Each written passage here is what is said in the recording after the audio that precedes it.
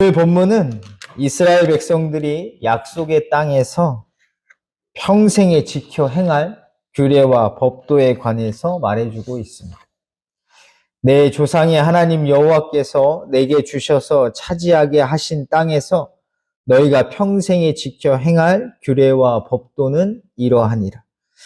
그리고 그들이 평생 지켜야 할 규례와 법도에 대해서 오늘 본문은 크게 두 가지를 말해주고 있습니다.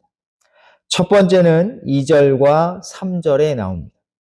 너희가 쫓아낼 민족들이 그들의 신들을 섬기는 곳은 높은 산이든지 작은 산이든지 푸른 나무 아래든지를 막론하고 그 모든 곳을 너희가 마땅히 파멸하며 이스라엘 백성들이 하나님께서 주시는 약속의 땅에 들어가서 평생에 지켜 행할 것은 그 땅의 민족들이 신을 섬기던 모든 장소를 파멸하는 것입니다. 여기서 파멸하다라고 번역된 단어는 파괴하다라는 뜻입니다. 따라서 이스라엘 백성들은 가나안 민족들이 신을 섬기던 모든 장소를 하나도 남김없이 부숴야 합니다. 그리고 이어지는 3절은 무엇을 부숴야 하는지에 대해서 아주 구체적으로 말해줍니다. 그 제단을 헐며 주상을 깨트리며 아세라상을 불사르고 또 그 조각한 신상들을 찍어. 그렇다면 이처럼 각종 신상들과 그들의 신들에게 제물을 바치는 제단을 부수는 궁극적인 목적은 무엇일까? 3절 마지막에 그 목적이 나옵니다. 그 이름을 그곳에서 멸하라. 새번역 성경은 이 구절을 이렇게 번역했습니다. 그들의 이름을 그곳에서 지워서 아무도 기억하지 못하게 하여야 합니다.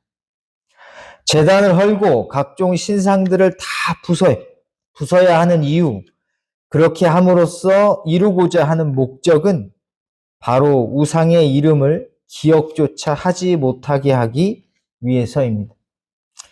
이것이 이스라엘 백성들이 약속의 땅에 들어가서 평생에 지켜 행해야 할 첫 번째 규례와 법도입니다. 그리고 그들이 두 번째로 행해야 할 규례와 법도는 5절 이하에 나오는데 그 내용의 핵심은 제사에 관한 것입니다. 5절을 보면 하나님께서는 자기의 이름을 두시려고 한 곳을 택하십니다.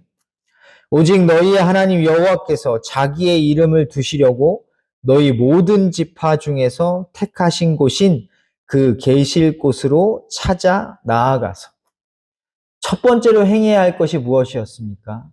우상의 이름을 다 없애는 것입니다. 그리고 그 이름들이 없어진 곳에 누구의 이름을 두십니까? 하나님의 이름을 두십니다.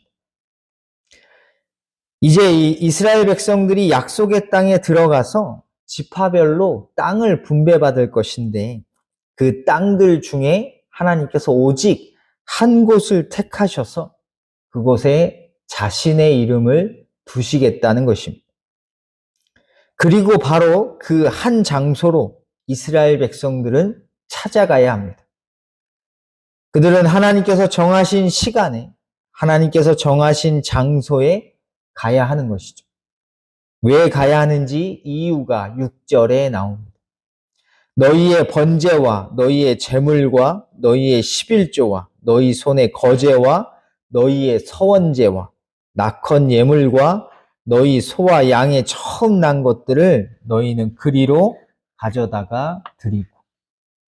이유는 바로 그곳에 가서 하나님께 번제와 제물, 11조와 그리고 특별한 예물들을 바쳐야 하기 때문이죠.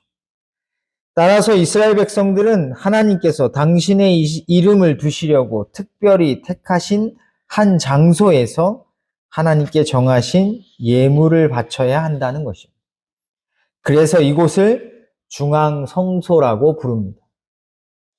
이렇게 이스라엘 백성들이 하나님께서 택하신 한 곳에 가서 예물을 드리면 하나님께서는 그것을 기쁘게 받으시죠. 7절이 그것을 분명하게 보여줍니다. 거기 곧 너희 하나님 여호와 앞에서 먹고 너희의 하나님 여호와께서 너희의 손으로 수고한 일에 복 주심으로 말미암아 너희와 너희 가족이 즐거워할지니라. 이스라엘 백성들은 하나님께서 당신의 이름을 두신 곳으로 와서 예물을 바친 후 함께 그것을 나누어 먹습니다. 하지만 그것은 단지 그들만의 식사가 아니죠. 왜냐하면 그 식사는 누구 앞에서 하는 식사입니까? 네, 여호와 하나님 앞에서 하는 식사이기 때문이죠. 이 말의 의미는 하나님께서 그 식사에 함께 하신다는 뜻입니다. 하지만 이 일은 당장에 이루어지는 일이 아니죠. 하나님께서 당신의 이름을 두시려고 한 장소를 택하실 시기가 언제인지는 10절을 보면 알 수 있습니다. 너희가 요단을 건너 너희 하나님 여호와께서 너희에게 기업으로 주시는 땅에 거주하게 될 때, 또는 여호와께서 너희에게 너희 주위의 모든 대적을 이기게 하시고 너희에게 안식을 주사 너희를 평안히 거주하게 하실 때. 언제입니까? 이스라엘 백성들이 약속의 땅에 들어가서 그곳에 사는 모든 대적들을 다 쫓아내고 평안히 안식을 누릴 때입니다. 그리고 가장 먼저 선택된 장소는 여호수아 18장 1절에 나오듯이 실로입니다. 중요한 것은 이처럼 하나님께서 당신의 이름을 두시려고 한 곳을 택하시게 되면 이스라엘 백성들은 이전과는 다르게 하나님께 제사를 드려야 한다는 것입니다. 본문 8절이 말하고 있는 것이 바로 그것입니다. 우리가 오늘 여기에서는 각기 소견대로 하였거니와 너희가 거기에서는 그렇게 하지 말지니라. 여기서 소견대로 하였다라는 구절의 의미는 자신의 눈에 옳은 것이라는 뜻입니다. 물론 그렇다고 해서 이스라엘 백성들이 이전에 하나님께 제사를 드릴 때 아무렇게나 드렸다는 말은 아닙니다. 다만 가나안 땅의 모든 정복이 끝나고 하나님께서 한 곳을 택하시게 되면 반드시 하나님께서 정하신 그 장소로 와서 하나님께서 정하신 예물을 드려야 한다는 것이죠. 12절은 이스라엘 백성이라면 단 한 사람도 예외일 수 없다는 것을 분명하게 보여줍니다. 너희와 너희의 자녀와 노비와 함께 너희 하나님 여호와 앞에서 즐거워할 것이요 내 성중에 있는 레위인과도 그리할지니 레위인은 너희 중에 분깃이나 기업이 없음이니라. 오늘 본문은 오늘날 우리가 하나님께 어떻게 예배를 드려야 하는지를 분명하게 보여준다고 할 수 있을 것입니다. 하나님께서는 하나님께서 특별히 택하신 한 곳에서 당신의 백성들을 만나십니다. 오늘 본문은 그곳을 이렇게 표현하죠. 오직 너희의 하나님 여호와께서 자기의 이름을 두시려고 너희 모든 지파 중에서 택하신 곳. 이 말의 의미는 하나님께서 당신의 이름을 두시려고 택하신 그곳에서 당신의 백성들을 만나신다는 것입니다. 그리고 이는 신약시대를 살고 있는 오늘날로 바꿔 말하면 어디이죠? 네, 교회입니다. 사도행전 20장 28절을 보면 이렇게 되어 있습니다. 여러분은 자기를 위하여 또는 온 양떼를 위하여 삼가라.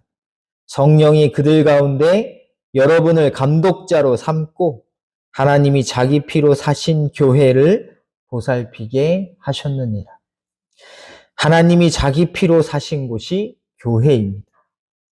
왜 이렇게 말하냐면 예수 그리스도께서 십자가에서 흘리신 피 위에 교회가 세워진 것이기 때문입니다. 그렇기에 오늘날 교회는 누구의 보살핌을 받습니까? 하나님의 보살핌을 받습니다. 아들의 피로 세우신 곳이니까. 이는 요한계시록 2장 7절을 보면 하나님이 그 교회를 보살필 뿐만 아니라 교회에게 말씀하심을 알 수 있습니다. 귀 있는 자는 성령이 교회들에게 하시는 말씀을 들을지어다. 따라서 우리는 하나님께서 하나뿐인 아들을 십자가에 내어주심으로 그 핏값으로 세우신 교회에 모여 하나님의 말씀을 들어야 합니다. 그래서 사도행전 2장 46절에 초대교회 성도들은 날마다 어디에 모였습니까? 성전에 모이기를 힘썼다고 말합니다. 또한 날마다 마음을 같이하여 성전에 모이기를 힘쓰고, 히브리서 기자는 히브리서 10장 25절에 이렇게 말합니다. 모이기를 패하는 어떤 사람들의 습관과 같이 하지 말고 오직 권하여 그날이 가까움을 볼수록 더욱 그리하자. 종말의 때가 가까이 올수록 모이기를 힘쓰지 않는다는 것입니다. 오늘날 우리는 그것을 체감하고 있습니다. 주일에만 모이기가 참, 주일에 모이기도 힘든 세상에 시절에 접어들었습니다. 오늘 말씀을 꼭 기억하셔서 날마다 모이기에 힘쓰셔서 주님께서 핏값으로 세우신 교회를 사랑하시고 그곳에 모여 하나님의 말씀 듣는 것에 힘쓰시기를 주님의 이름으로 간절히 소원합니다. 기도하겠습니다.